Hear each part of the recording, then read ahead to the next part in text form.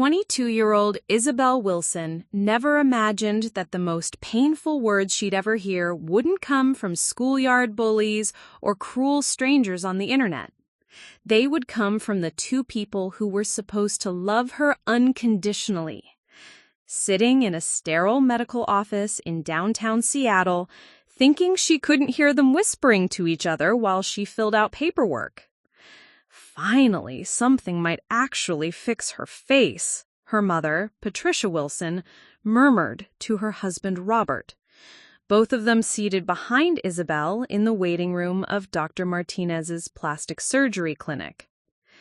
What happened next would change everything Isabelle thought she knew about herself, her family, and what it meant to be worthy of love.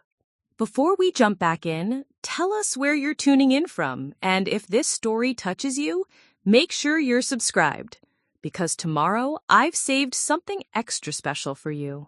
Isabelle Wilson had been living with a facial birthmark since the day she was born, a port wine stain that covered roughly 30% of the left side of her face, extended from her temple down to her jawline. The deep, reddish-purple marking had been her constant companion through 22 years of life, shaping not just how others saw her, but more importantly, how she saw herself. Growing up in the affluent suburb of Bellevue, Washington, Isabelle's childhood had been a careful dance of avoidance and adaptation. Her parents, Robert and Patricia Wilson, were both successful professionals. Robert worked as a senior marketing executive for a tech company, while Patricia managed a boutique real estate firm.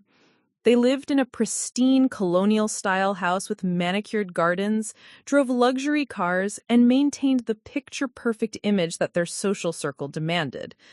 But Isabelle had always been the flaw in their carefully constructed facade. Her parents never said it directly, but their discomfort with her appearance manifested in countless subtle ways throughout her life. Family photos were always taken from her good side, with Robert constantly directing her positioning. "Turn a little to the right, sweetie," became a phrase Isabelle heard so often it felt like her name. When relatives visited, Patricia would strategically position herself between Isabelle and the guests, as if creating a buffer.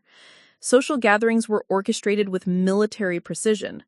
Isabelle was often encouraged to help in the kitchen or tend to coats, keeping her away from the main conversations. The family's social media presence told the story most clearly. Patricia's Instagram account, followed by hundreds of friends and colleagues, was filled with photos of Robert at work events, their golden retriever Max, scenic vacation shots, and carefully curated home decor images. Isabelle appeared in exactly 3 photos over the past 2 years. 2 from behind at their annual ski trip to Whistler, and 1 distant group shot from her college graduation where her face was barely visible. School had been its own kind of battlefield. While Isabelle was naturally intelligent and creative, she'd always excelled in writing and art, her academic achievements seemed to exist in a separate universe from her social life. She learned early to position herself strategically in classrooms, choosing seats where the left side of her face was against the wall. She became an expert at letting her long, dark hair fall forward when she felt too exposed. The comments from classmates had evolved as she grew older. Elementary school brought innocent but cutting questions. What happened to your face? Middle school ushered in the cruelest years, whispered jokes, fake concern about whether it was contagious, and the devastating nickname Two-Face that followed her through 8th grade. High school brought a different kind of pain. Not outright cruelty, but rather a careful politeness that somehow felt worse. People would make intense eye contact with her right eye, pointedly avoiding looking at the birthmark, their visible effort to appear normal around her, highlighting just how different she truly was. Dating had been virtually non-existent. Isabelle had experienced exactly 1 relationship in high school, with David Chen, a quiet boy from her advanced placement literature class who seemed genuinely interested in her thoughts on Virginia Woolf and Sylvia Plath. But even David, kind as he was, would unconsciously position himself on her right side when they walked together. The relationship lasted 4 months and ended when David was accepted to MIT and Isabelle to the University of Washington. They promised to stay in touch, but the calls became texts, texts became occasional messages, and eventually silence. College at UW had offered some respite. In a student body of over 50,000, Isabelle could blend into anonymity more easily. She'd chosen journalism as her major, drawn to the idea of telling other people's stories, perhaps because she'd never felt comfortable with her own. She excelled in her classes, particularly feature writing, where her professors praised her ability to find the human element in every story. But even in college, she found herself gravitating toward behind-the-scenes roles. Editor of the student newspaper rather than reporter, preferring the comfort of a computer screen to face-to-face interviews. Her professors noticed her talent, but also her reluctance to put herself forward. Professor James Morrison, who taught her advanced feature writing course, had pulled her aside multiple times junior year. "Isabelle, you have a gift for finding the heart of a story," he'd said after she'd submitted a powerful piece about campus food insecurity. "But journalism isn't just about writing. It's about connecting with people. You can't tell human stories if you're hiding from human contact." She'd nodded politely and continued to excel academically while remaining socially invisible. The decision to pursue cosmetic surgery hadn't come suddenly. It had been building for years, like water slowly filling a dam until the pressure became unbearable. The final catalyst had been her college graduation 3 months earlier. While her classmates celebrated with families, taking endless photos, Isabelle had watched from the sidelines as her parents took exactly 2 pictures, both from a distance, before quickly suggesting they leave to beat the traffic. That night, alone in her childhood bedroom, Isabelle had Googled port wine stain removal Seattle for what felt like the 1,000th time in her life. But this time, instead of just reading and closing the browser, she'd picked up her phone and called Dr. Elena Martinez's office to schedule a consultation. The irony wasn't lost on her that the money for the potential surgery would come from her parents. Her college fund, carefully built over years, had been more than enough to cover her state school tuition, leaving a substantial remainder. Robert and Patricia had always been generous with money. It was emotion and acceptance that came in short supply. "It's your money, sweetheart," Patricia had said when Isabelle mentioned the consultation. "If this is what you want, we support you." But Isabelle caught the look of hope that flashed across her mother's face, the same expression she might have worn if told that a chronic illness finally had a cure. Now, sitting in Dr. Martinez's waiting room on a gray October morning, Isabelle clutched the intake forms with slightly trembling hands. The questions seemed designed to excavate her deepest insecurities. How long have you been considering this procedure? What impact has your condition had on your daily life? What are your expectations for results? How could she explain 22 years of feeling like an apology her parents had to make to the world? How could she quantify the weight of always being the before picture in her own life story? Behind her, she could hear her parents speaking in the hushed tones they'd perfected over years of discussing her situation in public places. They thought they were being discreet, but Isabelle had developed hyper-acute hearing when it came to conversations about her appearance. "The technology has come so far," Patricia was saying. "Remember the Henderson's daughter? You can barely see where her scar was." "Insurance won't cover cosmetic procedures," Robert replied practically. "But if it makes her more confident, more social, maybe she'll finally start dating seriously. She's such a beautiful girl. Otherwise. The word hung in the air like a verdict. Isabelle pressed her pen harder against the form, her knuckles whitening as she tried to focus on the medical questions. But she couldn't shake the feeling that she was about to make a decision that would define not just her face, but her entire sense of self. Was she doing this for her own happiness, or to finally become the daughter her parents could be proud to display? The waiting room around her buzzed with the quiet energy of transformation. Other patients leafing through before and after albums, consultation rooms with names like Renewal and Renaissance. Everyone here was seeking to become a different version of themselves, to solve problems that mirrors had made impossible to ignore. As she signed her name at the bottom of the forms, Isabelle Wilson had no idea that in the next room, Dr. Elena Martinez was about to enter her life not just as a surgeon, but as the person who would fundamentally challenge everything she'd been taught to believe about worth, beauty, and what it meant to be enough exactly as she was. Preparing and narrating this story took us a lot of time, so if you are enjoying it, subscribe to our channel. It means a lot to us. Now, back to the story. Dr. Elena Martinez was nothing like what Isabelle had expected. Instead of the polished, artificially enhanced appearance she'd imagined all plastic surgeons possessed, Dr. Martinez was a woman in her early 40s, with kind brown eyes, silver-streaked hair pulled back in a simple ponytail, and a small scar above her left eyebrow that she made no attempt to conceal. "Isabelle Wilson?" Dr. Martinez called from the doorway of her consultation room, her voice warm and professional.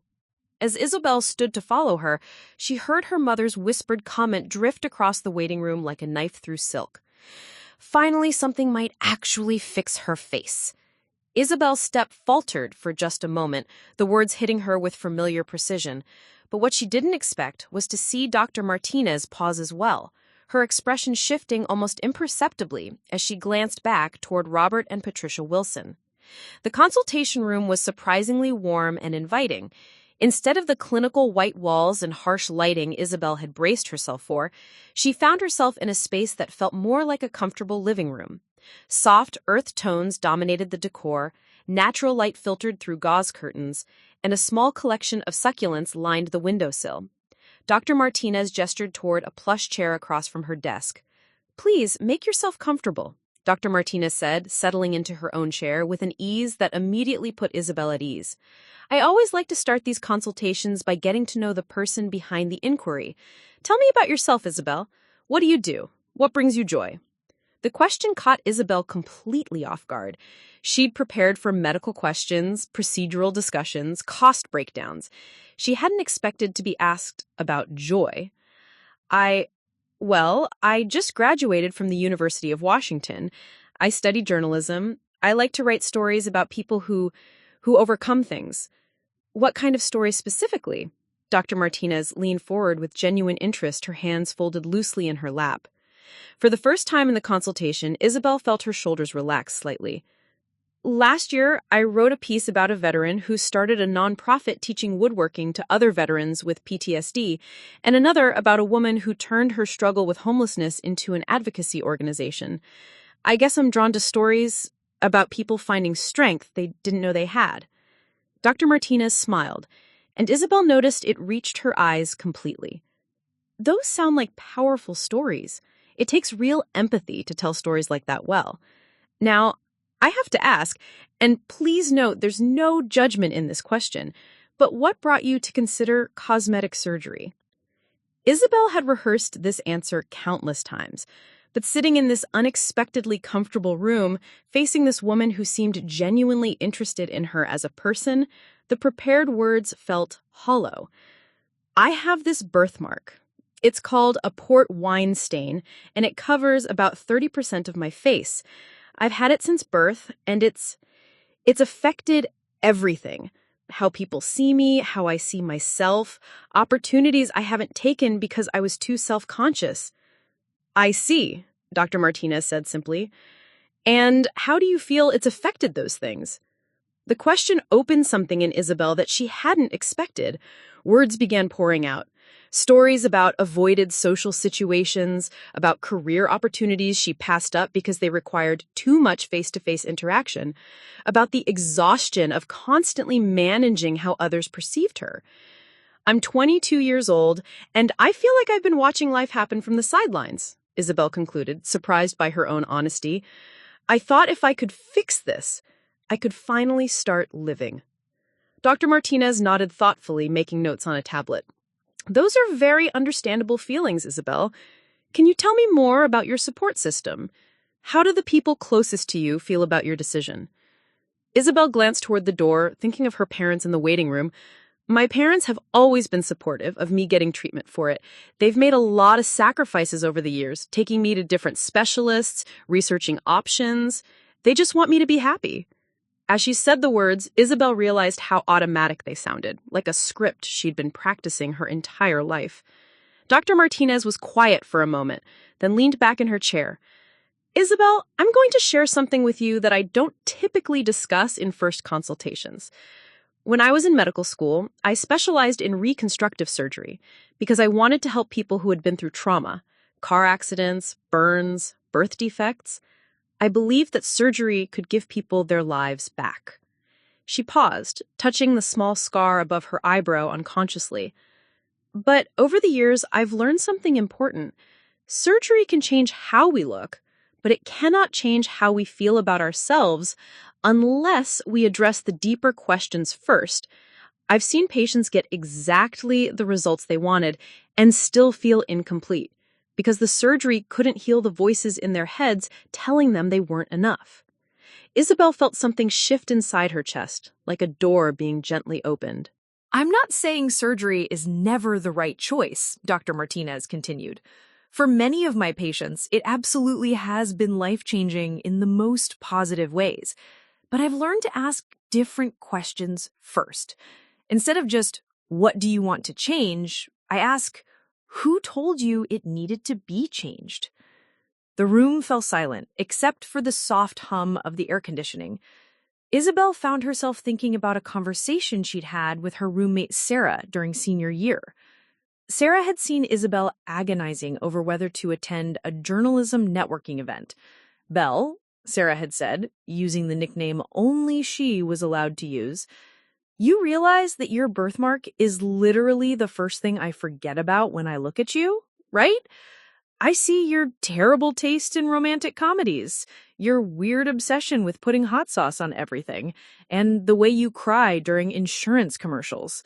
That mark on your face, it's just part of the package of you being you. At the time, Isabelle had dismissed Sarah's words as the kind thing friends say. But sitting here now, she wondered if Sarah had seen something that Isabelle herself had never been able to see. Can I ask you something? Isabelle said suddenly. The scar above your eyebrow, is that from surgery you had done? Dr. Martinez smiled and unconsciously touched the mark again. No, actually. I got this when I was 7, falling off my bike trying to keep up with my older brothers. My mother was horrified, kept talking about how it would mark my face forever. She wanted to take me to a plastic surgeon immediately. Did you go? My father convinced her to wait.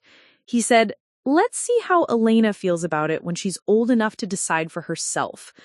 By the time I was a teenager, I'd forgotten it was supposed to be something wrong with me. It was just part of my face. Dr. Martinez leaned forward slightly. Isabelle, I want you to try something with me. Close your eyes for a moment. Isabelle hesitated, then followed the instruction. Now, I want you to describe yourself to me, but without mentioning anything physical. Tell me who Isabelle Wilson is. At first, Isabelle's mind went completely blank. How could she describe herself without referencing her appearance? It was like being asked to describe a sunset without mentioning colors. I'm a good listener. I remember details about people that they don't expect me to remember. I can find the story in anything. Like, I once wrote an entire feature about the janitor at our student union because he had this incredible philosophy about how cleaning was really about creating space for possibility. What else? I make really good chocolate chip cookies from scratch. I cry during Pixar movies, even the bad ones. I can parallel park better than anyone I know, which is weird because I'm terrible at every other kind of driving. I send my friends care packages when they're having hard times, and I remember everyone's birthdays without Facebook reminders. As she spoke, Isabelle felt something strange happening. A version of herself was emerging that had nothing to do with mirrors or birthmarks or other people's reactions to her face. I volunteer at the animal shelter on weekends, and there's this one-eyed cat named Hendrix who only trusts me. I can quote entire scenes from The Princess Bride. I'm learning to speak Spanish because I want to travel to South America and tell stories about communities that don't usually get media attention. When she opened her eyes, Dr. Martinez was smiling at her with an expression that looked almost proud. "That," Dr. Martinez said quietly, "is a remarkable person, and none of those qualities would change whether you have surgery or not, because they're not written on your face, they're written in your character." For the first time in years, Isabelle felt seen in a way that had nothing to do with her birthmark. But the feeling was quickly followed by confusion, and then something that felt almost like grief. But if I'm all of those things, why do I still feel so invisible? Dr. Martinez was quiet for a long moment. That, Isabelle, is exactly the question we need to answer before we talk about any surgical procedures. Because I suspect that the person who's been making you feel invisible isn't the world, it's you. Outside in the waiting room, Patricia Wilson checked her watch and wondered what could possibly be taking so long. She had no idea that in the next room, her daughter was having the first authentic conversation about her self-worth that she had experienced in 22 years of living. The drive home from Dr. Martinez's office was suffocatingly quiet. Patricia Wilson gripped the steering wheel with white knuckles, her usual post-appointment chatter replaced by an uncomfortable silence that filled the car like fog. In the passenger seat, Robert stared out the window, occasionally clearing his throat as if he wanted to speak but couldn't find the right words. Isabelle sat in the back seat, watching the Seattle suburbs blur past, her mind replaying every moment of the consultation that had just turned her world upside down. Dr. Martinez had given her homework. Not medical forms or pre-surgical instructions, but something far more challenging. "I want you to spend the next week doing something different," Dr. Martinez had said as they concluded the session. "I want you to notice when you're making yourself invisible, and I want you to ask yourself why. Keep a journal. Write down every time you choose the hidden seat, every time you let your hair fall forward, every time you speak quietly so people have to lean in to hear you, but more importantly, write down what you're feeling in those moments." The assignment felt both terrifying and oddly liberating. "So," Patricia finally broke the silence as they pulled into their driveway, "what did she say about the procedure? Timeline? Recovery period?" Isabelle looked at her mother's reflection in the rearview mirror. Patricia's eyes were bright with expectation, the same look she got when waiting for news about a real estate deal she particularly wanted to close. "We didn't really talk about that," Isabelle said quietly. The car engine ticked as it cooled, punctuating the renewed silence. "What do you mean you didn't talk about it?" Robert turned around in his seat. "That's literally why we went there." "She wanted to understand why I wanted the surgery first," Isabelle explained, feeling like she was translating between two different languages. "She said surgery can change how you look, but not how you feel about yourself unless you address deeper issues first." Patricia's expression shifted to something between confusion and frustration. Deeper issues. "Sweetie, you have a birthmark. It's not a psychological condition. It's a physical one with a medical solution." "But what if it's not that simple?" Isabelle found herself saying, surprised by her own words. "Of course it's that simple," Patricia replied, her voice taking on the brisk efficiency she used when explaining obvious things to difficult clients. "You have something on your face that makes you self-conscious. Surgery can remove it. You become more confident. It's a straightforward cause and effect." That evening, Isabelle sat in her childhood bedroom staring at a blank journal page. The room felt like a museum of her former self. Journalism awards on the walls, photos from high school newspaper staff, her acceptance letter to UW framed on her desk. Everything was exactly as she left it when she moved to campus 4 years ago, as if her parents had been waiting for her to return and resume being the version of herself they understood. She picked up her pen and began writing. Day 1, Tuesday. Today at lunch, I automatically chose the corner table at the cafe so my left side would be against the wall. When I realized I was doing this, I tried to understand why. It wasn't because anyone was staring or making comments. It wasn't even because I consciously thought about my birthmark. It was automatic, like muscle memory. I think I've been positioning myself to be half hidden for so long that I don't know how to exist fully in a space anymore. The next morning brought an unexpected phone call from her college friend Marcus Thompson, who was back in Seattle working at a local news station. "Belle, I heard through the journalism department grapevine that you're still in town. Want to grab coffee? I have something I want to run by you." Isabelle's first instinct was to decline. She always felt more comfortable with phone conversations than face-to-face meetings. But Dr. Martinez's voice echoed in her mind. "Notice when you're making yourself invisible and ask yourself why." "Sure," she heard herself saying. "How about that place on Pine Street?" 20 minutes later, she found herself sitting across from Marcus at a bustling coffee shop, acutely aware that she'd automatically chosen the chair that kept her birthmark away from the main flow of foot traffic. "But I'm here," she thought. "That's something." Marcus was practically vibrating with excitement as he stirred his latte. "Okay, so you know how passionate you always were about underrepresented communities and social justice stories." Isabelle nodded, remembering late nights in the journalism lab when Marcus would find her working on features about campus activism or local community initiatives. "Well, the station is launching this new digital series called Untold Seattle, basically long-form pieces about communities and issues that mainstream media overlooks. They're looking for freelance contributors, and Belle, your name was literally the first one I thought of." Isabelle felt a flutter of excitement, quickly followed by familiar anxiety. What would it involve? Researching, interviewing, some on-camera introduction segments? The pay is decent, but more importantly, it's exactly the kind of work you always said you wanted to do. Stories that matter, you know? On-camera segments. The words landed like a physical weight in her chest. She could already picture herself stumbling over words, overly conscious of which angle the camera was capturing, unable to focus on the story because she was so worried about how she looked telling it.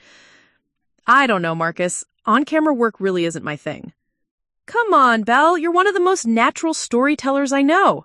Remember that piece you did about the campus food pantry? You made people cry in ethics class. Ethics class. Professor Morrison still uses it as an example." As Marcus continued talking about the opportunity, Isabelle found herself having two completely different internal conversations. One voice, the familiar one, was listing all the reasons why this was impossible. She wasn't camera ready, she didn't have the right look for television, people would be distracted by her appearance instead of focusing on the stories. What stories could you tell that no one else would think to tell? What would happen if you stopped worrying about how you looked and started focusing on what you had to say? "Can I think about it?" she asked Marcus. "Of course, but don't think too long. They want to start production next month." That night, Isabelle wrote in her journal, "Day 2, Wednesday. Marcus offered me exactly the kind of job I've always dreamed of, and my first response was fear. Not fear of the work. I know I can do the work. Fear of being seen doing the work. Question: how many opportunities have I turned down, not because I wasn't qualified, but because they required me to be visible? Scarier question: how many more will I turn down if I keep living like this?" Thursday brought an unexpected encounter at the grocery store. Isabelle was reaching for pasta sauce when she heard a familiar voice behind her. "Isabelle? Isabelle Wilson?" She turned to find Mrs. Rodriguez, her high school English teacher, pushing a shopping cart with a toddler strapped in the front seat. "Mrs. Rodriguez! Hi!" Isabelle felt her automatic response kick in, angling her body slightly, letting her hair fall forward. "Oh my goodness, look at you. I heard you graduated from UW with journalism honors. I'm so proud of you, Mija. You always had such a gift for seeing people's stories." The toddler in the part, Mrs. Rodriguez's granddaughter, she explained, was staring at Isabelle with the frank curiosity that only small children possess. But instead of the usual discomfort Isabelle felt under such scrutiny, something different happened. "Pretty colors," the little girl said simply, pointing at Isabelle's birthmark. "Like flowers." Mrs. Rodriguez looked mortified. Sophia, that's not polite to— No, it's okay, Isabelle said, surprised to find that she meant it. She looked at the child, who was maybe 3 years old, and saw no judgment in her eyes, no pity, no curiosity about whether it hurt or what caused it, just simple observation, the way she might comment on a blue sky or a red car. Thank you, Sophia. That's very kind. Later, writing in her journal, Isabelle found herself thinking about that moment. Day 3, Thursday. A 3-year-old looked at my face today and saw flowers. When did I learn to see something ugly instead? Who taught me that? Friday brought the decision that would change everything. Isabelle woke up with Marcus's job offer weighing on her mind. She'd been carrying her phone for 2 days, typing and deleting draft text messages, declining the opportunity. But this morning she found herself thinking about Sofia Rodriguez, seeing flowers where Isabelle had learned to see flaws. She picked up her phone and before she could second-guess herself, called Marcus. I want to do it. The Untold Seattle series. I want to try. Really, Belle, that's amazing. I'll email you the details today. This is going to be incredible. After hanging up, Isabelle sat in her childhood bedroom looking at herself in the mirror that had reflected back her insecurities for 22 years. But this time, instead of focusing on her birthmark, she found herself thinking about Dr. Martinez's words. Surgery can change how we look, but it cannot change how we feel about ourselves unless we address the deeper questions first. She opened her journal and wrote, Day 4, Friday. I said yes to something that scares me. Not the work, the visibility. But maybe Dr. Martinez was right. Maybe the person who's been making me invisible isn't the world, it's me. I keep thinking about what would happen if I stopped trying to hide and started trying to be seen instead. Not seen as someone with a birthmark, but seen as someone with something to say. Decision. I'm going to take this job. I'm going to tell stories that matter, and I'm going to stop apologizing for taking up space while I do it. That evening, over dinner with her parents, Isabelle announced her decision about the television job. That's wonderful, sweetheart, Patricia said, though her smile seemed strained. Will you still have time for the surgery? You don't want to do television work before you've had the procedure, do you? The question hung in the air like a challenge. Isabelle looked at her parents, these people who had raised her, loved her, provided for her, and somehow managed to make her feel like she needed fixing all at the same time. Actually, Isabelle said, her voice steadier than she felt, I've decided to postpone the surgery, maybe indefinitely. The silence that followed was deafening. Postpone? Robert set down his fork. Why would you postpone? Because I think I need to figure out who I am before I decide who I want to become. Dr. Martinez made me realize that I've never actually tried to live confidently with my face the way it is. I've just assumed it was impossible. Patricia's face went through several expressions: confusion, disappointment, frustration, before settling on the careful neutrality she used with difficult clients. Well, it's your decision, of course, but sweetie, opportunities like this surgery don't come around often, and Dr. Martinez is supposed to be the best. I know, Mom, and maybe I will decide to have surgery eventually, but I want it to be a choice I make from confidence, not from hiding. As I said the words, I realized I was describing a version of myself I'd never met, but desperately wanted to know. The woman who would take the television job, tell important stories, and let people see her whole face while she did it. It was terrifying. It was exhilarating. And for the first time in 22 years, it felt like living instead of just surviving. The Como TV newsroom buzzed with the controlled chaos that Isabelle had only read about in journalism textbooks. Phones rang constantly, writers hunched over keyboards racing against deadlines, and wall-mounted screens displayed feeds from around the city. Standing in the doorway on her first day, clutching a coffee that had gone cold during her 20-minute pep talk in the parking lot, Isabelle felt like an imposter who had accidentally wandered onto a movie set. "You must be our new digital storyteller," said a voice behind her. Isabelle turned to find a woman in her 30s with bright red hair and an energy that seemed to vibrate at a higher frequency than everyone else in the room. "I'm Casey Martinez.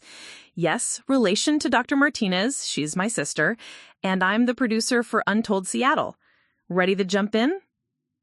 The irony of working with Dr. Martinez's sister wasn't lost on Isabelle, but she didn't have time to process it as Casey immediately launched into orientation mode, walking her through the newsroom at a pace that required jogging to keep up. "So here's how this works," Casey explained, gesturing broadly at the organized chaos around them. "You'll have a desk in the digital department, access to our research databases, and a camera crew when you need one. But most importantly, you'll have creative freedom to find stories that mainstream media is missing. Think you can handle that?" The question felt loaded with more weight than it should have. Isabelle nodded, trying to project confidence she didn't feel.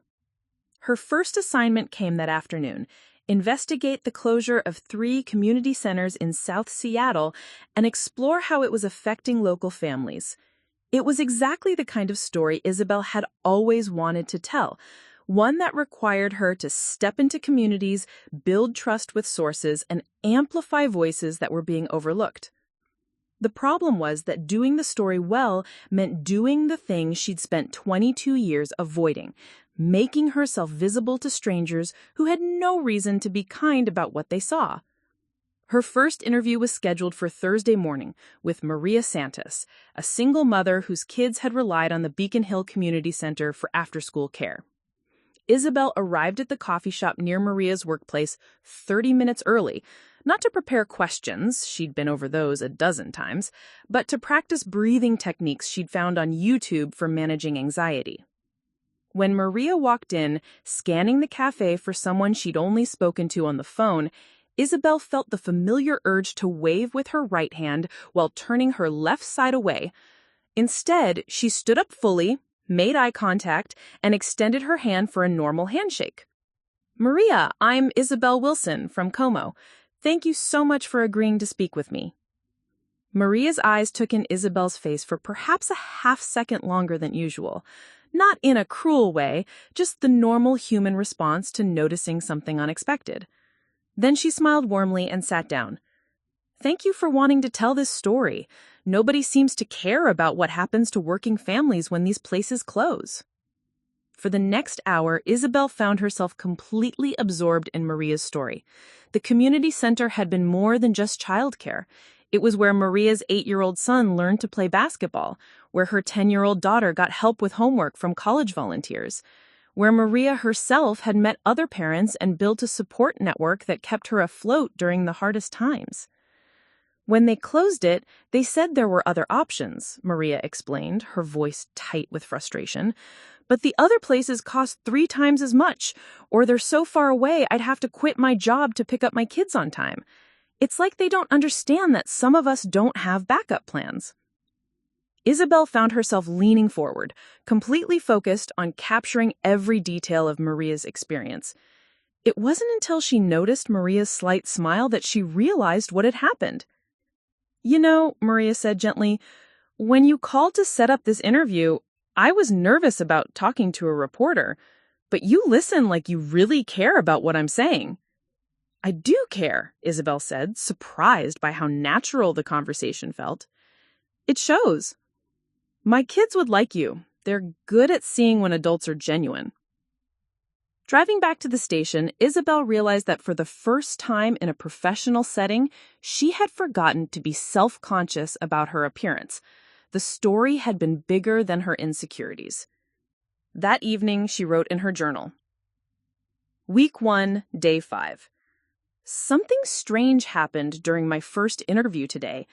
I was so focused on understanding Maria's story that I forgot to worry about how she was looking at me. By the end of our conversation, I felt like we were just two people talking about something that mattered. Question: how many meaningful connections have I missed because I was too worried about being judged to actually engage with people? The second week brought a new challenge, her first on-camera segment. Casey had scheduled Isabelle to record an introduction to the community center story in front of one of the closed buildings. The camera operator, a guy named Jake, who looked barely old enough to drive, set up his equipment with the casual efficiency of someone who'd done this thousands of times. Okay, so just look into the camera like you're talking to a friend, Jake instructed. Casey said you're new to on-camera work, so don't worry about being perfect. We can do as many takes as you need. Isabelle nodded, her mouth suddenly dry. She'd written and rewritten her opening lines, practicing them in her car until she could recite them flawlessly. But standing in front of the camera, knowing that her face would be broadcast to thousands of people, felt like standing naked in Times Square. "Take one," Jake called out. Behind me is the former Beacon Hill Community Center. For 15 years, this building served as... She stopped mid-sentence, suddenly hyper-aware of which side of her face was angled toward the camera. "Sorry, can we start over?" Take 2. This time she made it through 2 sentences before getting distracted by wondering if the lighting was highlighting her birthmark too much. "One more time, sorry." By take 7, Jake gently suggested they take a break. "You know what?" he said, lowering his camera. "Forget about the camera for a minute. Just tell me about the story. Why does it matter?" Sitting on the steps of the closed community center, Isabelle found herself talking about Maria's kids, about the college volunteers who had mentored local teenagers, about the elderly residents who had used the center for social connection and meal programs. As she spoke, her voice found its natural rhythm, her passion for the story overriding her self-consciousness. "That," Jake said when she finished, "is what we need to capture. You just told me that story like it was the most important thing in the world." "Because it is," Isabelle said simply. "Then that's how you need to tell it to the camera. The story is bigger than anything else happening in this moment." Take 8 was the one they used, not because it was technically perfect, but because Isabelle finally remembered why she was there. The community centerpiece aired the following week and generated more online engagement than any previous Untold Seattle episode. But the real breakthrough came from an unexpected source, the comment section. Among the usual mix of supportive and critical responses, one comment stood out. "Thank you for covering this story. I work at one of the other community centers that's still fighting closure, and I'm going to share this with our board. Also, I have to say, I have a facial difference too, and seeing someone like me doing this kind of important work on TV just made my whole week. Representation matters." The comment was signed by someone named David Kim, and it included a photo of a young man with a cleft palate scar. Isabelle stared at the comment for a long time, reading it over and over. She had never thought of herself as representation for anyone. She had only thought of herself as someone trying to hide. That night, she called her college friend Sarah, who picked up on the second ring despite the late hour. "Belle, I saw your story online. Oh my God, you were amazing. When did you become a TV reporter?" "I'm not a TV reporter," Isabelle protested. I don't know what I am." "You're someone who's finally letting people see how incredible you are," Sarah said firmly. "I've been waiting 4 years for you to figure that out." The third week brought Isabelle's biggest challenge yet, a story that required her to attend a city council meeting and ask questions during the public comment period. The meeting was about proposed budget cuts that would affect multiple social services, and Isabelle needed to get city officials on record about their decision-making process. The council chambers were packed with residents, advocates, and reporters from major outlets. Isabelle found a seat in the back, her usual position, but as the meeting progressed and she listened to speaker after speaker plead for services that kept their communities afloat, she felt something shift inside her. When the time came for media questions, Isabelle found herself standing up and walking to the microphone at the front of the room. Her legs felt unsteady, but her voice was clear. Councilman Richards, I'm Isabelle Wilson with Como's Untold Seattle series. Can you explain how the city calculated the community impact of these budget cuts, particularly on working families who rely on these services for basic needs? The question sparked a 10-minute exchange that revealed significant gaps in the city's impact assessment process. Other reporters followed up with their own questions, building on the line of inquiry Isabelle had started. After the meeting, a reporter from the Seattle Times approached her. Great questions in there. You really made them squirm. How long have you been covering City Hall? That was actually my first time, Isabelle admitted. Seriously? You seem like a veteran. You should be proud of that work. Walking to her car after the meeting, Isabelle realized that she was proud, not just of the questions she had asked, but of the fact that she had stood up in a room full of strangers and used her voice to demand accountability for her community. That night, she wrote, Week 3, Day 3. Today, I stood up in a room full of strangers and asked questions that mattered. A year ago, I wouldn't have had the courage. 6 months ago, I would have convinced myself someone else could do it better. 3 weeks ago, I would have been too worried about people staring at my face to focus on the words coming out of my mouth. But today, I remembered that I have something to say, and that saying it matters more than looking perfect while I do it. Learning. Confidence isn't about feeling fearless. It's about deciding that your purpose is bigger than your fear. By the end of her first month at Como, Isabelle had produced 3 stories that had generated significant community response and policy discussion. But more importantly, she had discovered something about herself that she'd never known was there. When she focused on serving others through her work, her own insecurities became background noise. She was learning to be seen, and slowly, carefully, she was learning to like the person people saw when they looked. 2 months into her role at KOMO, Isabelle received the call that would change everything. She was sitting at her desk, reviewing footage from her latest story about urban farming initiatives, when her phone buzzed with an unknown number. Is this Isabelle Wilson from Untold Seattle? The voice was young, nervous, and barely above a whisper. Yes, this is Isabelle. Who am I speaking with? My name is Aisha Johnson. I'm 16. I saw your stories online and I need help. There's something happening at my school that nobody wants to talk about, but I think you might understand. Something in the girl's voice made Isabelle grab a pen immediately. Tell me what's going on, Aisha. What followed was a story that made Isabelle's blood run cold. Roosevelt High School, one of Seattle's most prestigious public schools, had been systematically pushing out students with visible disabilities and differences through a combination of social pressure, inadequate accommodation, and what Aisha called disappearing, a process where students were quietly encouraged to transfer to more suitable schools. They don't say it directly, Aisha explained, her voice gaining strength as she spoke, but they make it clear that certain kinds of students don't fit the Roosevelt image. Kids with wheelchairs get assigned to classes on upper floors when the elevator is broken for weeks. Students with autism get suspended for behaviors that are part of their condition. And kids like me. Kids like you?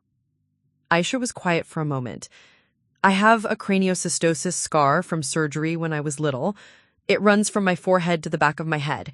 When I started at Roosevelt 2 years ago, my guidance counselor suggested I might be more comfortable at a school with fewer social pressures.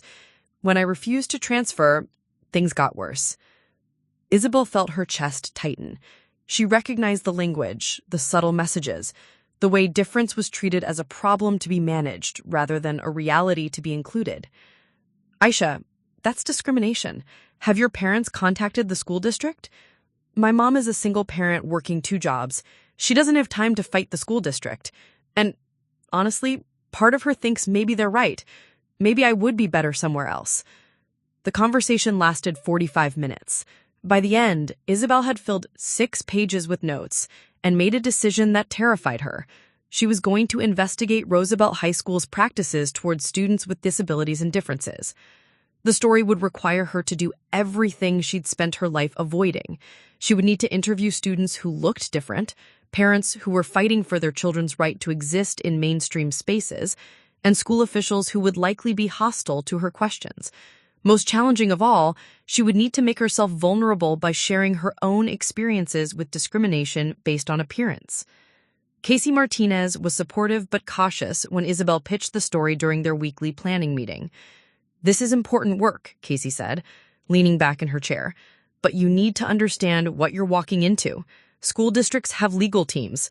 They'll try to discredit the story by attacking the credibility of sources. And given the nature of this story, they'll attack my credibility too, because I have a visible difference." "Exactly. Are you ready for that level of scrutiny?"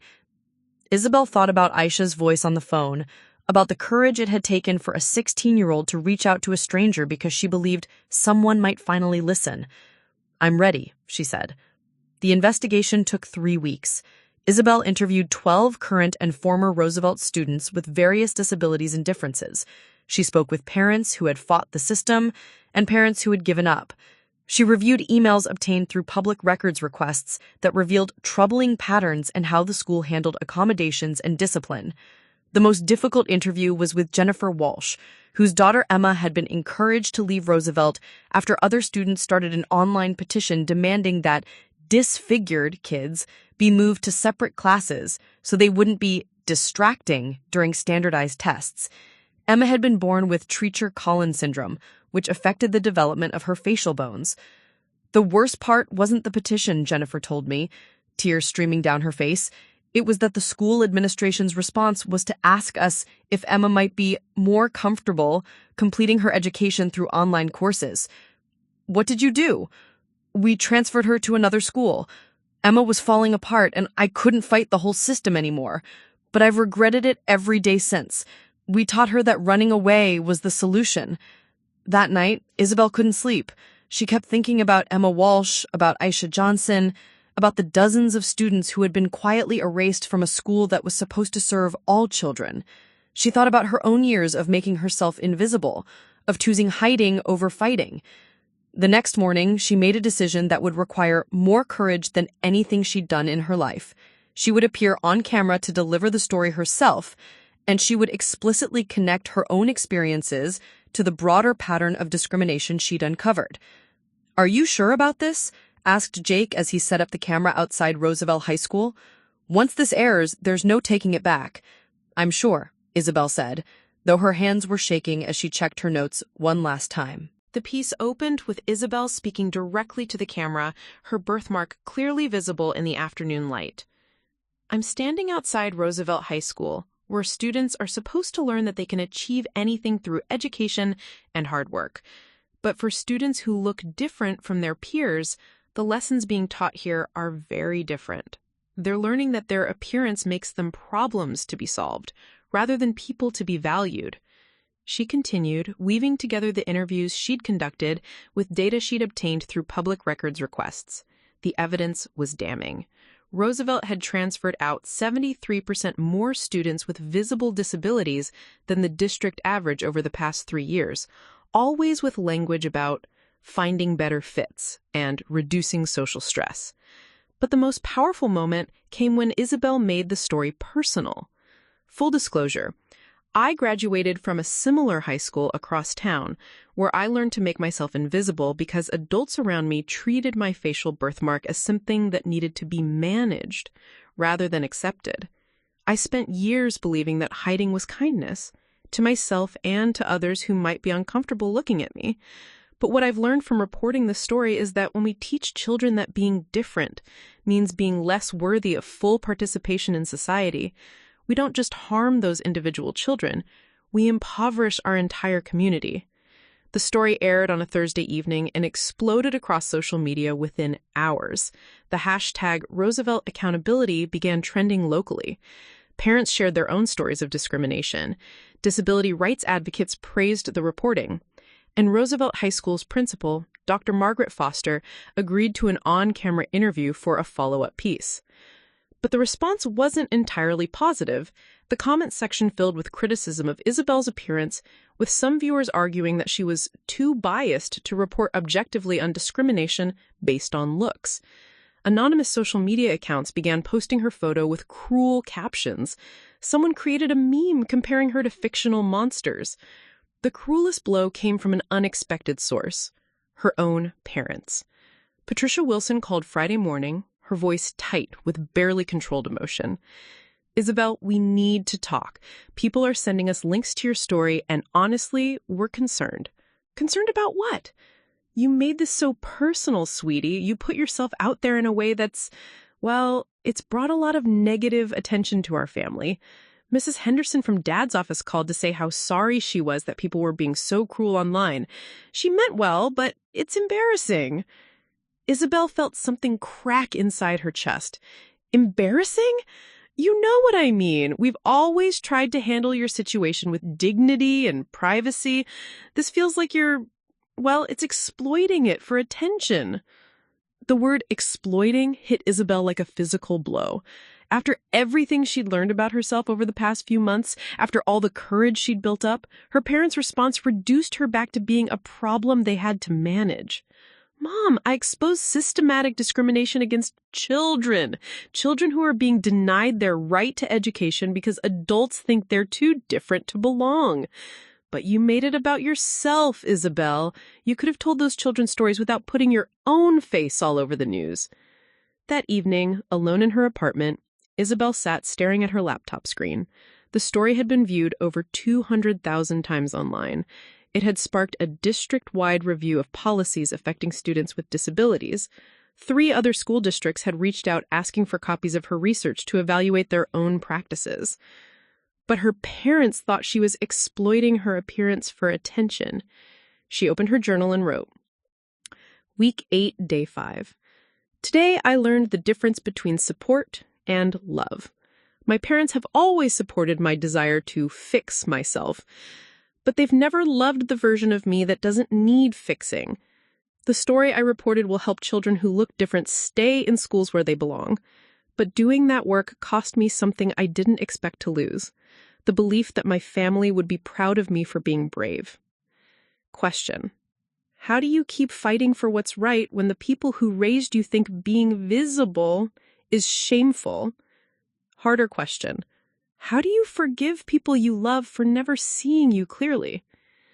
Over the weekend, Isabelle received dozens of messages from viewers. Most were supportive, but the cruel ones felt louder, sharper, more real. By Sunday night, she found herself questioning everything she'd built over the past 2 months. Maybe her parents were right. Maybe she had exploited her difference for professional gain. Maybe she was too biased to report objectively on these issues. Maybe she should return to writing stories from behind the scenes where her appearance couldn't become a distraction from the work. Monday morning, sitting in her car outside the Como building, Isabelle stared at her reflection in the rearview mirror and saw 22 years of doubt staring back at her. For the first time since starting this job, she considered calling in sick rather than walking into the newsroom where everyone had seen the story and the response to it.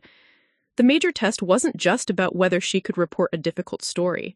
It was about whether she could withstand the backlash that came with refusing to hide, and whether she could continue believing in her own worth when the people closest to her couldn't see it.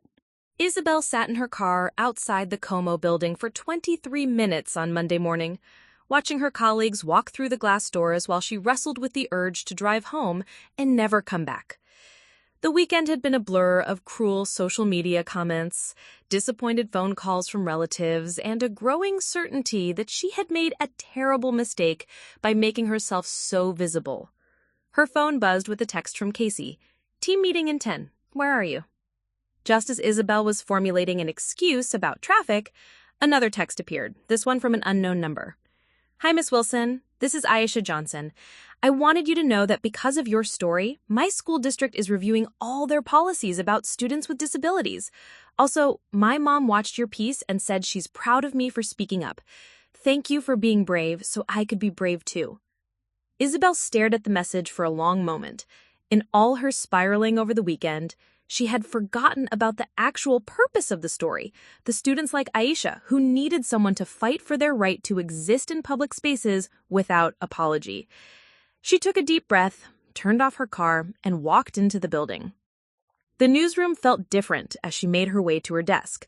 Conversations quieted as she passed, and she couldn't tell if the looks she was receiving were sympathetic, admiring, or pitying. The ambiguity was almost worse than outright hostility would have been. "Isabelle," Casey's voice cut through the newsroom noise. "Conference room, now, and bring coffee. We're going to be here a while." In the conference room, Isabelle found herself face-to-face with not just Casey, but also the station manager, the legal counsel, and Marcus, who looked like he hadn't slept. "Sit down," said the station manager, whose name was Richard Caldwell and who Isabelle had only seen from a distance before now. "We need to talk about your Roosevelt story." Isabelle's stomach dropped. "If this is about the backlash—" "The backlash," interrupted the legal counsel, a sharp-eyed woman named Linda Chen, "is exactly why we're here. We've had 3 lawyers from the school district contact us demanding retractions. We've had dozens of complaints about content standards. And we've had the mayor's office asking questions about our vetting process for stories that involve allegations of systematic discrimination." "But we vetted everything," Isabelle protested. "Every source, every document, every claim is supported by evidence." "Oh, we know," Richard said, and something in his tone made Isabelle look up from her hands. "That's why we're not here to discuss retractions. We're here to discuss expansion." The room suddenly felt like it was tilting. "Expansion?" Casey leaned forward, her energy crackling with excitement. "Isabelle, your story didn't just break locally. It's been picked up by the Seattle Times, the Washington Post, and 3 national education policy organizations. The district attorney's office has opened an investigation into Roosevelt's practices. 2 other school districts have voluntarily requested reviews of their own policies to avoid similar scrutiny. More importantly," Richard continued, "we've had 17 other families reach out with similar stories from different schools across the state. This isn't just a Roosevelt problem. It's a systematic issue that needs systematic investigation." Linda Chen opened a folder and slid it across the table. "We want to offer you a 6-month contract to lead a comprehensive investigation into discrimination against students with disabilities and visible differences across Washington state. Full research budget, dedicated camera crew, and complete editorial independence." Isabelle stared at the contract like it was written in a foreign language. "You want me to do more stories like this?" "We want you to do the stories that only you can do. Because here's what became clear over the weekend. You're not just reporting on discrimination. You're modeling what it looks like to refuse to be invisible in the face of it." "But the comments, the criticism about bias—" "Let me tell you something about bias. Every reporter brings their experience to their work. White reporters cover race relations. Male reporters cover gender discrimination. Wealthy reporters cover poverty. The question isn't whether you have a perspective, it's whether you can channel that perspective into rigorous, fair journalism. And based on the Roosevelt story, you absolutely can." Marcus, who had been unusually quiet, finally spoke up. "Belle, I've been fielding calls all weekend from journalists across the country who want to know how you got sources to open up the way they did. Aisha Johnson's mom told me her daughter had never talked to a reporter before because she didn't think anyone would understand. But she trusted you because you could see that you'd lived something similar. That's not bias. That's expertise." After the meeting, Isabelle found herself alone in the break room staring at the contract and trying to process what had just happened. The biggest professional opportunity of her life was being offered to her not in spite of her visible difference, but because of how she'd learned to transform that experience into meaningful work. Her phone rang. Dr. Elena Martinez's name appeared on the screen. "Isabelle, I hope you don't mind that Casey gave me your number. I wanted to check in after seeing your story this weekend." "Dr. Martinez, hi. It's been a complicated few days." I imagine so. Can I ask you something? How do you feel about the work you did? It was such a simple question, but it cut through all the noise in Isabelle's head. How did she feel about the work itself, separate from the response to it? "I feel like I did something that mattered," Isabelle said slowly. "I feel like I helped kids who needed someone to fight for them." "And how do you feel about the way you did it? I feel like I told the truth. Even the parts that were hard to say. Then you did exactly what you were supposed to do, Dr. Martinez said gently. Isabelle, can I share something with you? After our consultation, I did some research on your work. Not because I was checking up on you, but because I was curious about what you'd choose to do with your life. What did you find? I found someone who had learned to channel their pain into purpose. Someone who had discovered that being seen authentically is infinitely more powerful than being seen perfectly. That evening, Isabelle drove to a small park near the University of Washington campus, where she used to go as a student when she needed to think. Sitting on a bench overlooking Lake Washington, she called her college friend Sarah. "Belle, I've been trying to reach you all weekend. I saw your story and I'm so proud I could cry." Actually, I did cry. Twice. "Sarah, I think I made a mistake. My parents are furious. Half the internet thinks I'm a freak, and I'm not sure I can handle doing this kind of work if it means dealing with this level of hatred." "Okay, hold up," Sarah said firmly. "First of all, your parents have been managing their discomfort with your face your entire life by teaching you to manage it too. Of course they're upset that you've stopped playing along. Second, the internet is full of people who are cruel about everything. But third, and most importantly, Belle, do you know what I saw when I watched your story?" "What?" "I saw my friend who spent 4 years in college writing brilliant pieces about social justice while hiding in the back row of every class, finally standing in front of a camera and demanding justice for kids who couldn't demand it for themselves. I saw someone who had learned to weaponize their empathy." Weaponize their empathy? You know exactly what it feels like to be treated as less than because of how you look. Instead of letting that knowledge make you bitter or invisible, you turned it into a superpower. You can get sources to trust you because they know you understand their experience. You can ask questions that other reporters wouldn't think to ask because you've lived the answers. That night, Isabelle opened her journal and wrote, "Week 9, Day 1. Today I learned the difference between being seen and being visible. I've spent months learning to be visible, showing up, speaking up, taking up space. But being seen means having people understand not just what you look like, but who you are and what you stand for. The Roosevelt story made me visible in ways that were terrifying, but it also made me seen by people who needed to know that someone like them could take up space and demand justice. Decision. I'm taking the contract. Not because the criticism doesn't hurt, but because the work matters more than my comfort. New understanding.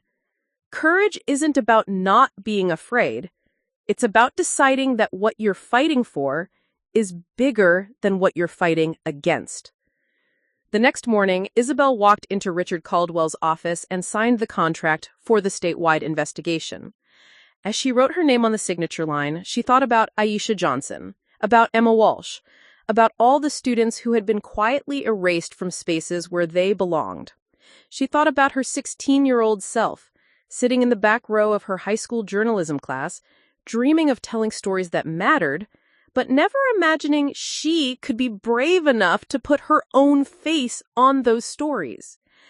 And she thought about the conversation she would need to have with her parents, not to get their approval, but to help them understand that their daughter had finally learned to love the parts of herself they had taught her to hide.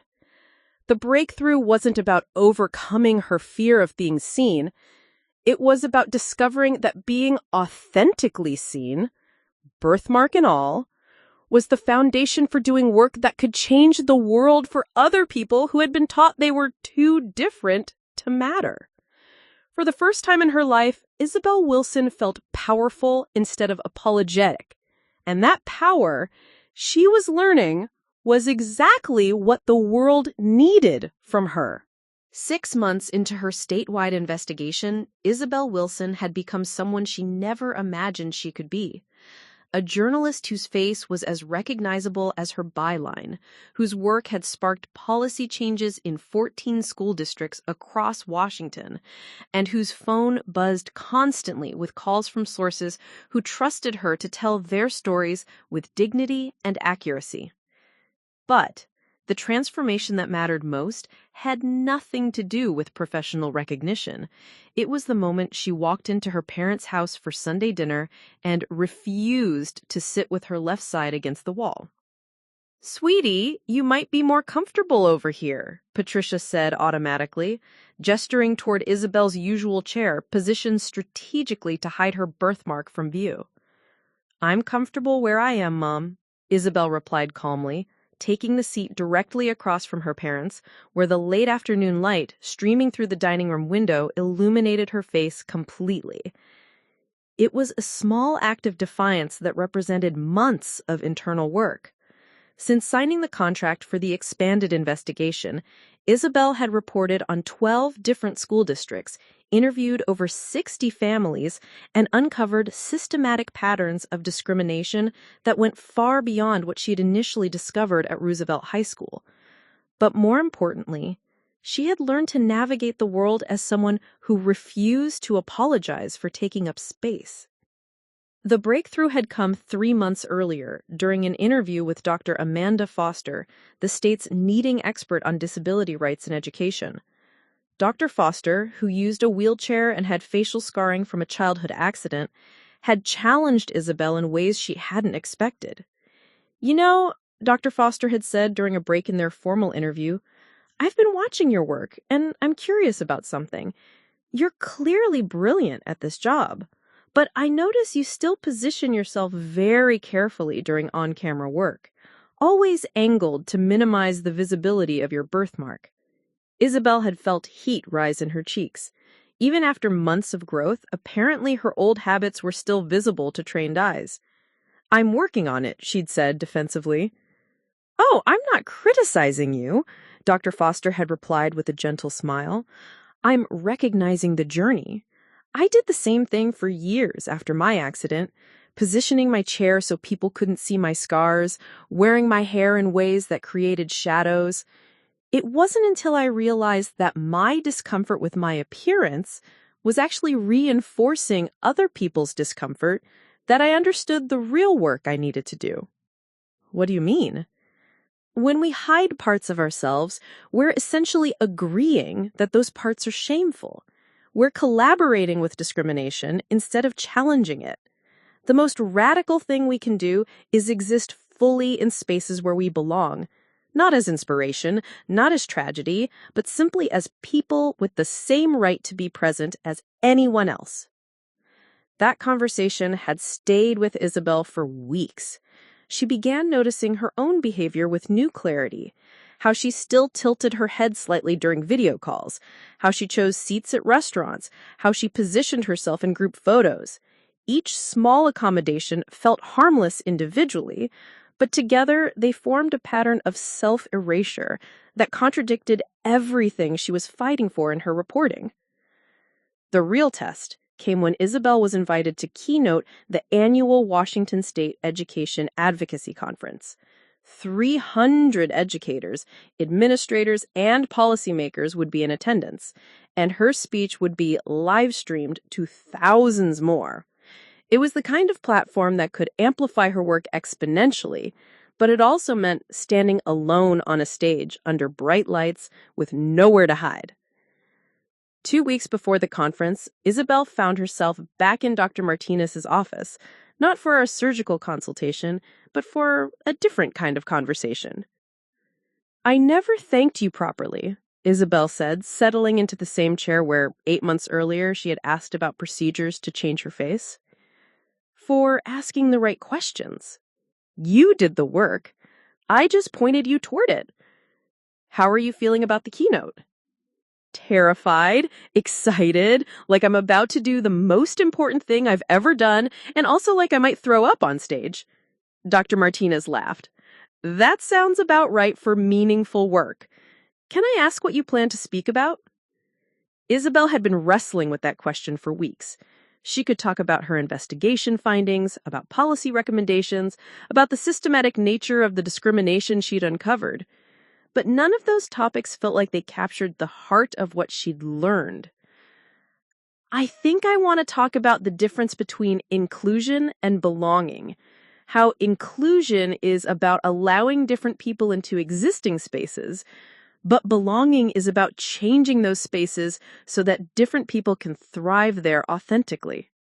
All the schools I've investigated have inclusion policies on paper. They'll admit students with disabilities and differences, provide basic accommodations, follow legal requirements. But belonging means those students don't have to constantly adapt themselves to fit into spaces that weren't designed for them. It means the space itself changes to accommodate different ways of existing in the world. Dr. Martinez nodded thoughtfully. And how does that apply to your own journey? I spent 22 years trying to include myself in the world by making myself smaller, less visible, less inconvenient. But what I've learned is that true belonging means showing up fully and demanding that the world make space for who I actually am, not who it thinks I should be. The night before the conference, Isabelle stood in front of her bedroom mirror, practicing her speech. But instead of her usual careful positioning, she stood straight on, birthmark fully visible, and spoke her words to her own reflection. My name is Isabelle Wilson, and I want to talk to you about the difference between fixing children and accepting them.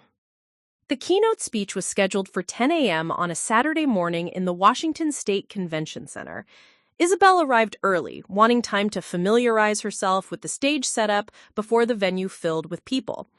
Standing at the podium, looking out at hundreds of empty chairs, she felt the familiar flutter of anxiety mixed with something new, anticipation. When the time came, Isabelle walked to the center of the stage, without notes, without carefully considered camera angles, without any attempt to minimize or manage how she looked. She simply stood there, as herself, and began to speak. 8 months ago, I was sitting in a plastic surgeon's office asking how much it would cost to change my face, she began. Today, I'm standing here to argue that the faces of children are not the problem we need to solve. Our response to those faces is. For the next 45 minutes, Isabelle wove together stories from her investigation with insights about her own journey. She talked about Emma Walsh, the girl with Treacher-Collins syndrome, who'd been pushed out of Roosevelt High School. She talked about Aisha Johnson, who'd found the courage to speak up after seeing someone who looked different succeeding in a visible career. She talked about the dozens of families who'd been told their children would be more comfortable in less challenging environments. But she also talked about her own parents and the complex love that had tried to protect her by teaching her to hide. She talked about the internalized shame that had made her complicit in her own discrimination.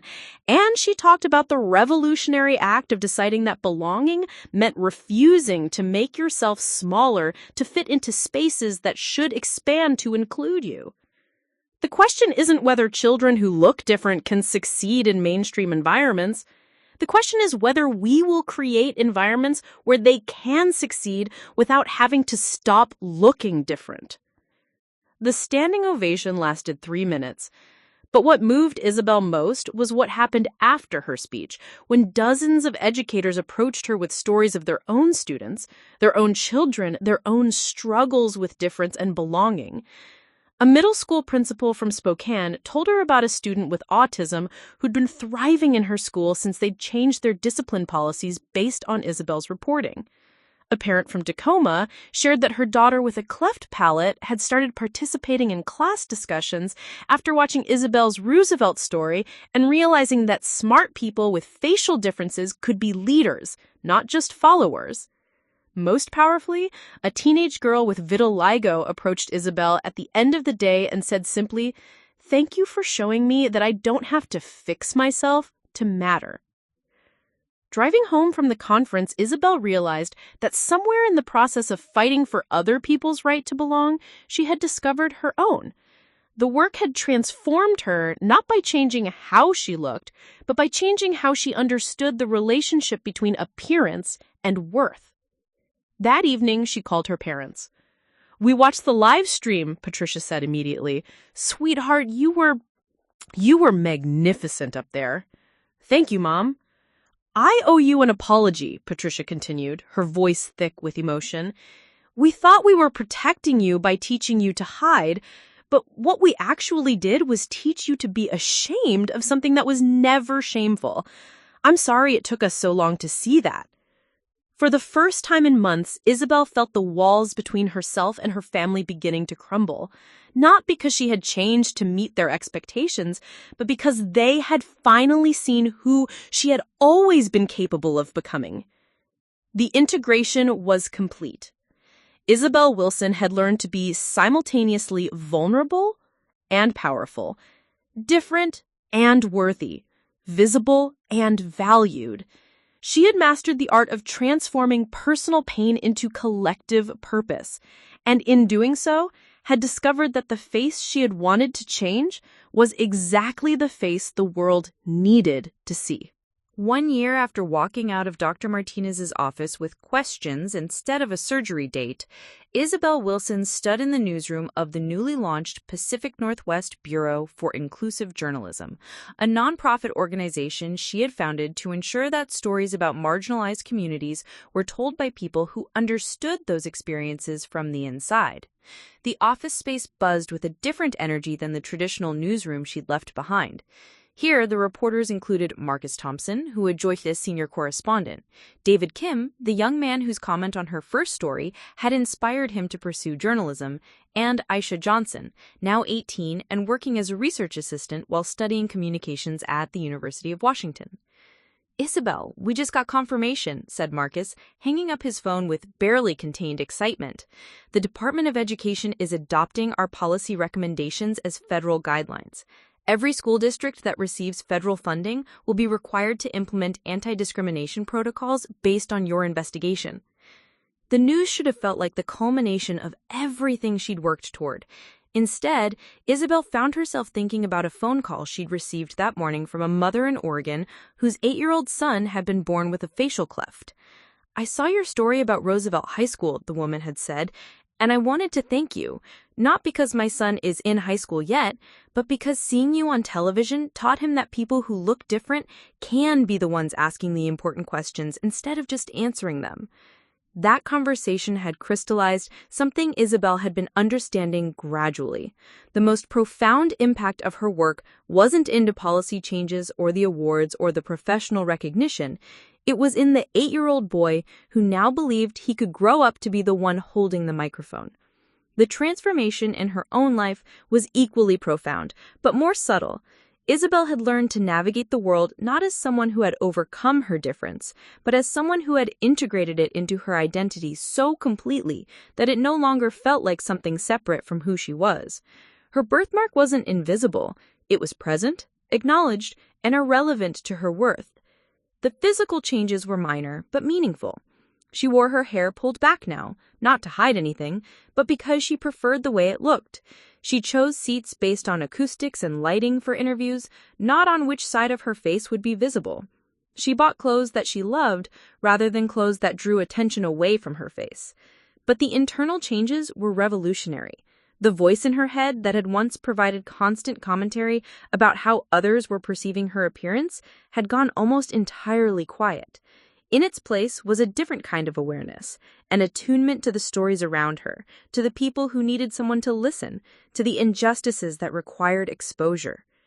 "There's someone here to see you," said Aisha, appearing at Isabelle's office door with a knowing smile. "She says she has an appointment, but she's not on your calendar."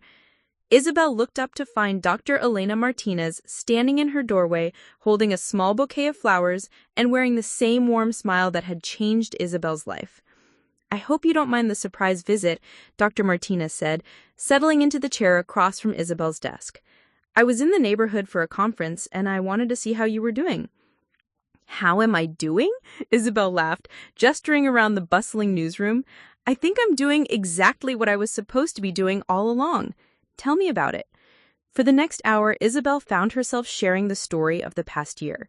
Not just the professional milestones, but the personal discoveries. She talked about learning to see her birthmark as part of her story, rather than something that derailed it. She talked about the relationships she'd built with sources who trusted her because they could see their own experiences reflected in her willingness to be vulnerable. She talked about the young people who had reached out to say that seeing her succeed had changed their understanding of what was possible for their own lives. But the most important thing, Isabelle said, is that I finally understand what you meant about addressing the deeper questions first. The surgery wouldn't have been wrong, necessarily, but it would have been beside the point. The problem was never my face. The problem was that I believed other people's discomfort with my face was more important than my own comfort with myself. Dr. Martinez nodded slowly.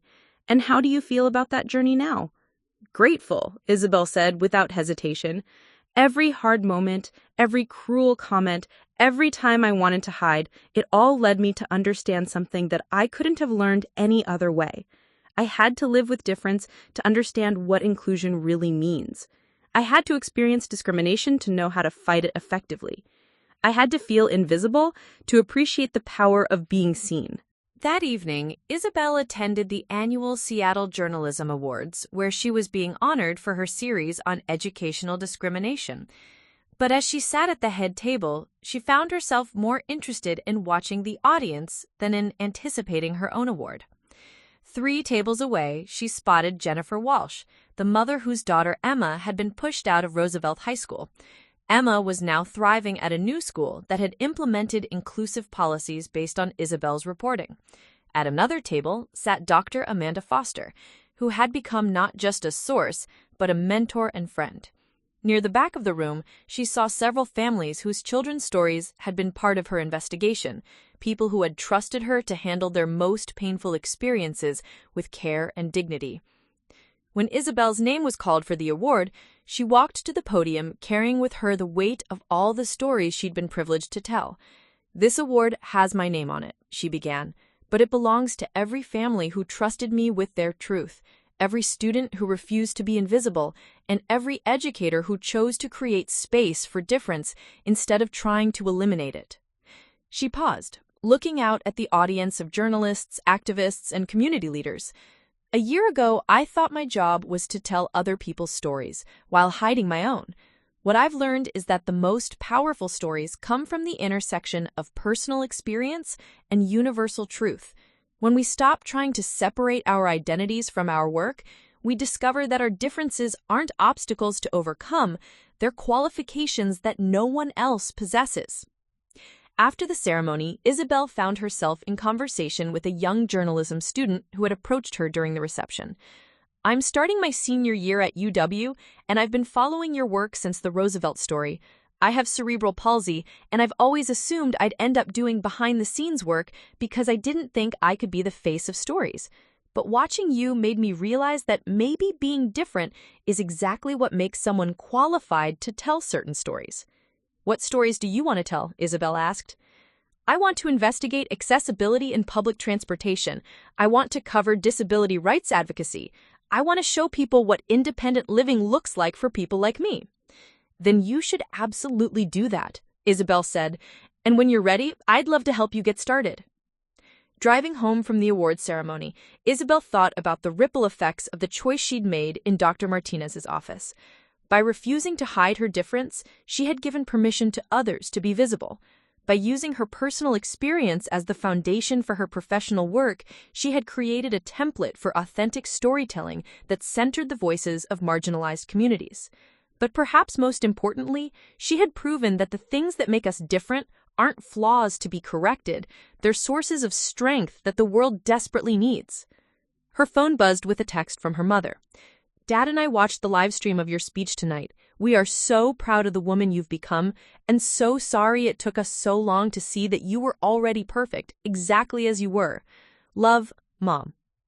The next morning, Isabelle woke up in her apartment overlooking Elliott Bay and realized that for the first time in her life, she felt completely at home in her own skin. Not because she had changed to fit the world's expectations, but because she had changed the world's understanding of what was worth expecting. She opened her laptop and began working on her next investigation, a series about employment discrimination against people with visible differences. As she typed, her reflection in the computer screen showed her birthmark clearly, and for once, she didn't adjust the angle to minimize it. There was work to do, stories to tell, and a world to change one conversation at a time. And Isabelle Wilson, exactly as she was the perfect person for the job. The young woman who had once sat in a surgeon's office asking how to fix her face had become someone who helped the world understand that some things don't need fixing, they need celebrating.